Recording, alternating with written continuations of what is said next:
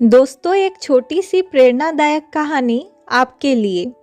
आशा करती हूँ यह कहानी आपको अच्छी लगेगी। तो चलिए शुरू करते हैं। एक यात्री था। उसका सपना था कि वह हिमालय की चोटी पर जा पाए।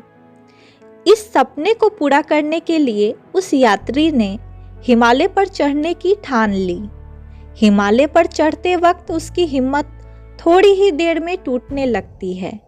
वह बार बार प्रयास करता है, पर फिर भी वह नाकामयाब ही रह जाता है। उसे अब यह लगने लगता है कि वह कभी अपना सपना पूरा नहीं कर पाएगा। तभी वहां से एक साधु महात्मा गुजर रहे होते हैं।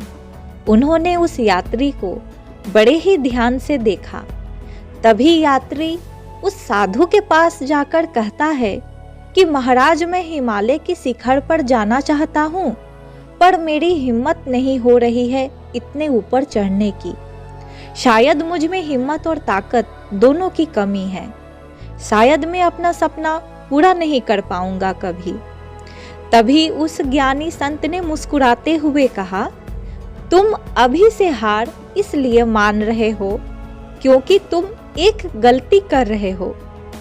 तुम इसलिए थक कर निराश हो चुके हो क्योंकि तुम यह सोच रहे हो कि हिमालय की चोटी पर तुम कितने कम वक्त में पहुंच सकते हो।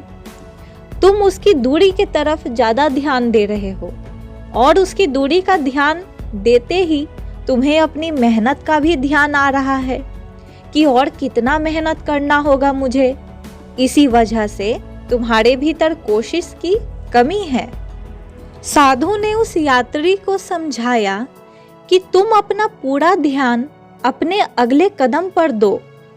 उस एक एक कदम के बारे में सोचो जो तुम्हें उस शिखर तक ले जाएगी। इस वक्त को तुम इस तरह से निराश होकर मत खो। अपनी कोशिशों पर ध्यान दो। इस बात को यात्री ने ध्यान से सुना और उसने साधु की बात मानने की ठान ली।